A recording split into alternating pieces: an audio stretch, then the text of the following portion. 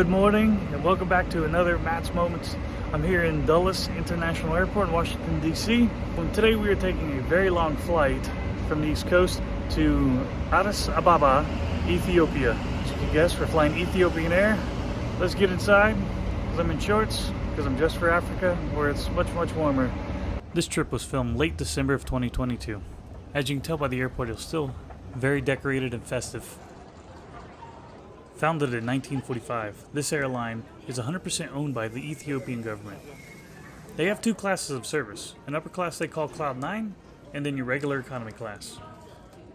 And to my surprise, they are very strict on cabin baggage. I couldn't take my black 22 on the plane. Today's journey across the Atlantic Ocean and northern part of Africa will take about 12 hours and 30 minutes from what it says. Gate to gate, it's 13 hours and change, but this is probably the longest west to eastbound flight from the East Coast I've been on. I was very surprised to come across this pre-check line being so long. Everybody had the same idea as me. So since I have Clear, I went and sought out to see if Clear was any better in the regular line. For anyone new to Dulles, the security checkpoint is underground, the main terminal.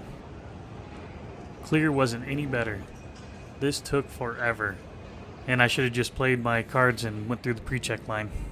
It took roughly 30 to 45 minutes, but I guess there are worse problems out there. I kid you not, Clear was not the way to go today. I guess you win some, you lose some. Most days I'm doing great. I fly through security. Security actually flew better than regular Clear, so just be mindful. Regular Clear is sometimes not worth it to get your pre-check. Now I'm headed to the B gates. Let's have a look around, see how much time I have left before boarding.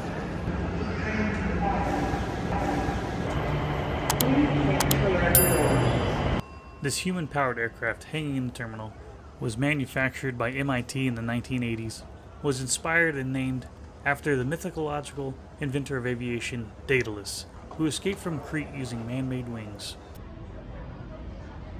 So I'm going out of gate B42, but the reason I mention it is that's where the Turkish lounge is. Let's go see what's for breakfast, coffee. If you're wondering how I got in the lounge, my priority pass through my credit card does the trick. And at Dulles, there are 3 options.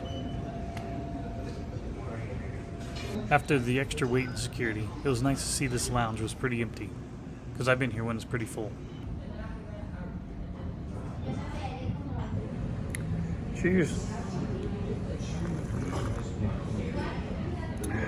Much needed.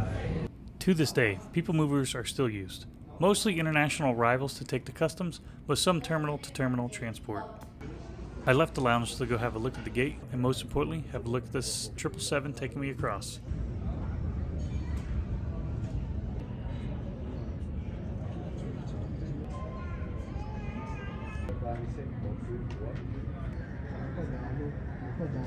Whew, time to board.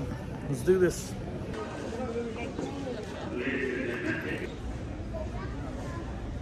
So the way they board this plane is back to front, and I'm in row 16, so it might be a minute. They're only on the 40s. They really packed this plane in here.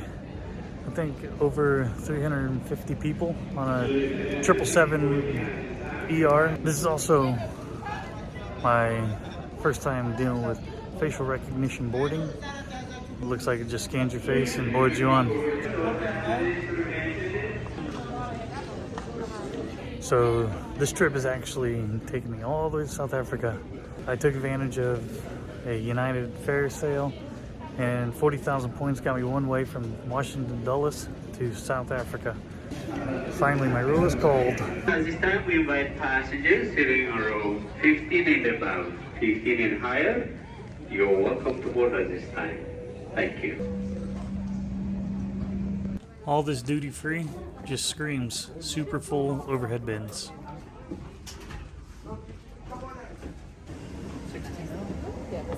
Thank you. Their Cloud 9 seating is 232 layout with 28 seats. And their economy section was 365 seats at a 333 layout, which is very surprising on a 777. The seat and legroom was pretty standard, 32 pitch, 17 width. And now, mini seat tour. with a cup holder that not many people actually use. A pretty good sized tray table, and your safety card. I always like to check out the illustrations to see if there's anything lost in translation.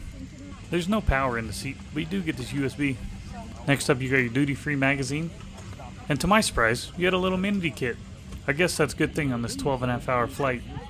I'll be excited the day that 2-prong headphone jacks are a thing of the past, along with this remote. Among many others, I'll have to check out this airline sometime and go to Egypt. The ramp agents were hard at work getting the last skids onto the airplane. Thank you for what you do. I know how hard it is.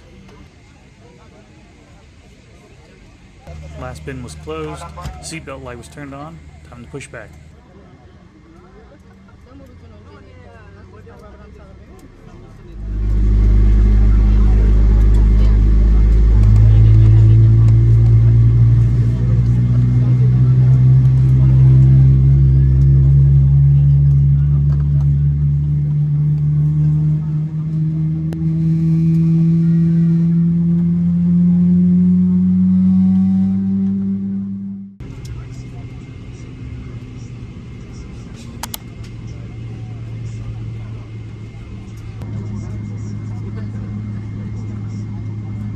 We initially turned on to Zulu and taxied for a bit before we had to sit and wait.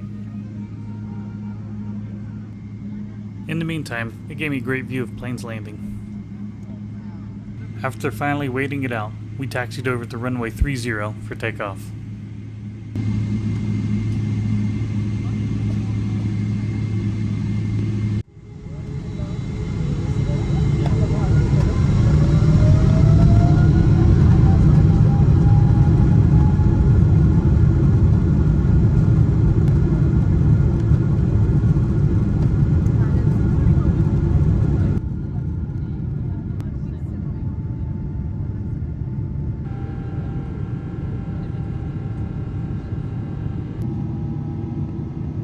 The seatbelt sign promptly went off, and the flight attendants quickly got up to set up for their drink service, snack service, and hand out headphones.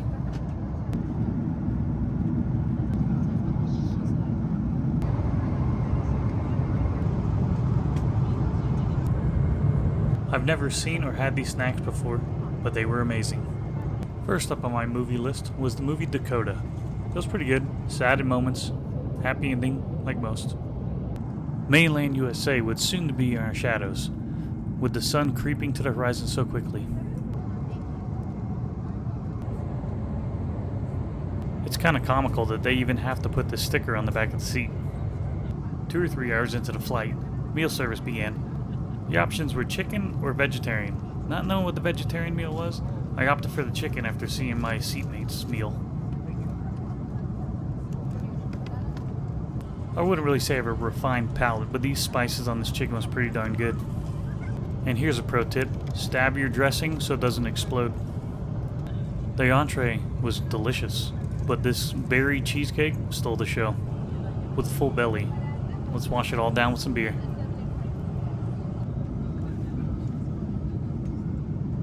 And now let's check out that laugh. See that gross floor? Exhibit A of why you want to wear shoes when taking a pee or anything else. Baby changing table, makeup mirror, and you can even hang your coat while going number 2 or even changing.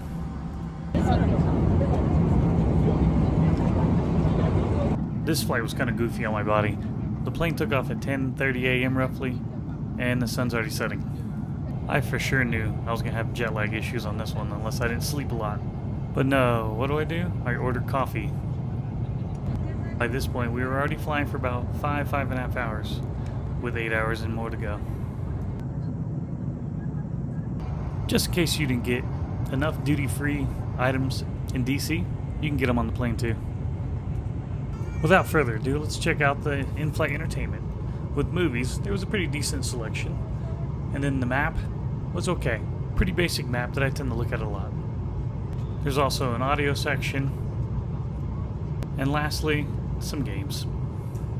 Now, what a lot of you might be wondering, they did have Wi-Fi, but for a fee. Plenty of different options. Full flight, 1-hour pass, 2-hour pass, you name it. A little steep in my opinion, but everybody has a price tag. but I only did a 1 hour pass, tested it out, and there I am on the radar.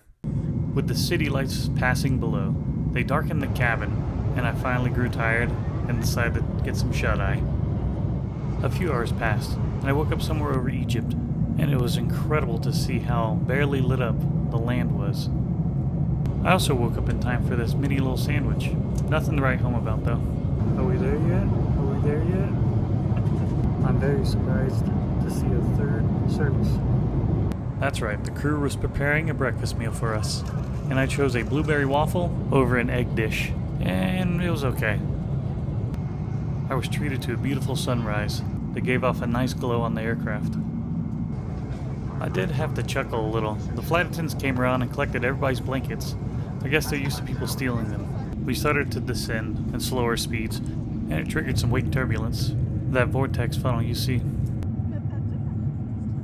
As the outskirts of Addis Ababa appear, did you know this is one of the highest capital cities in the world, coming in at 7,700 feet? Coming in on 07 right, I give you touchdown.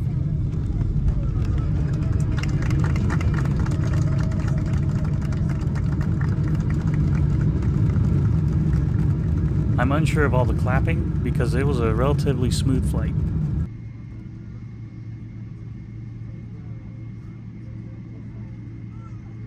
So Ethiopian Airlines serves 133 international destinations, which include 63 African cities. They have the biggest market share percentage of serving the continent than any other airline. They have the motto, bringing Africa together and beyond. They definitely pride themselves on the small layover time here in Addis Ababa to get you to your final destination.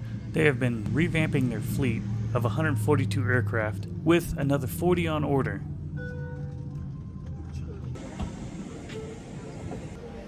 This airline was really great. This airport, not so much. According to Skytrax, they give the airport 2 stars and have said, and I quote, Addis Ababa Airport continues to offer a very low standard of passenger comfort and convenience. Landed in Addis Ababa, went through international transfer. That was a little quicker than I expected. If you made it this far, thank you. Hit that like button for me. Share with your friends and family. See you next one. Consider subscribing. See you on board.